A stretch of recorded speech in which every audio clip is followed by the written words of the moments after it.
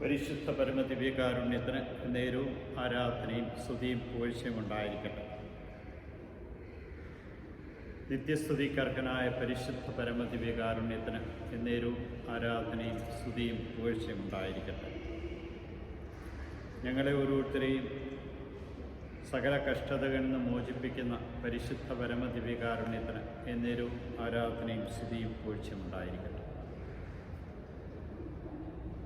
ഈ പ്രഭാതത്തിൽ വിശുദ്ധ പാദ്രേ പിയെക്കുറിച്ച് ഞങ്ങളെ ഓർമ്മിപ്പിച്ചതിനെ ഓർത്ത് നന്ദി പറയുന്നു.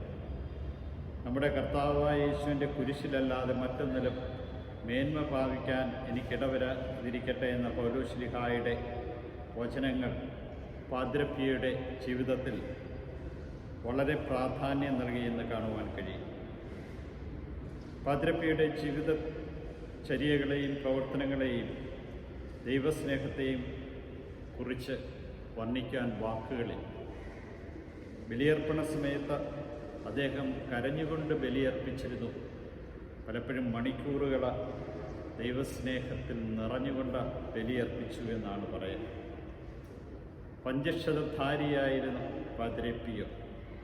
1968 സെപ്റ്റംബർ 23 ഈ ലോകത്തു നിന്ന് വിടവാങ്ങിയ പാദ്രേ പിയോയെ 2002 ജൂൺ 16 ജോൺ പോൾ II മാർപ്പാപ്പ വിശുദ്ധരുടെ ഗണത്തിലേക്ക് വരുത്തി. സഭാധികാരികളാൽ തെറ്റിദ്ധരിക്കപ്പെട്ട ഒരു വിശുദ്ധനാണ്. ആശ്രമത്തിൽ നിന്ന് പലപ്പോഴും മാറ്റി നിർത്തപ്പെട്ട സാഹചര്യങ്ങളുണ്ടായിട്ടുണ്ട്. ബലിയർപ്പണത്തിൽ നിന്ന് മാറ്റി നിർത്തി പൊതുവായിട്ടുള്ള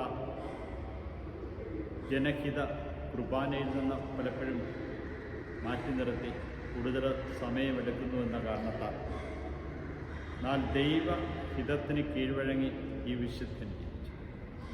കാരുണ്യവാനായ കർത്താവ് വിശുദ്ധനെ പോലെ ഞങ്ങളും പരിശുദ്ധിയിൽ ജീവിക്കുവാൻ,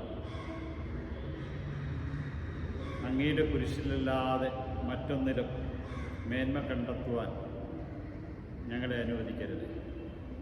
നിത്യം പിതാവും പുത്രനും പരിശുദ്ധാത്മാ സർവേശ്വരൻ്റെ അനുഗ്രഹം നിങ്ങൾ വന്നണഞ്ഞ് എന്നും നിലനിൽക്കട്ടെ. ഈ വിശുദ്ധൻ്റെ മാധ്യസ്ഥം നിങ്ങൾക്ക് ലഭിച്ച കർത്താവായ യേശുവിൽ നിങ്ങളുടെ ജീവിതം സുരക്ഷിതമാകട്ടെ. ഈശോയെ നന്ദി, ഈശോയെ സ്തുതി, ഈശോ ആരാധന.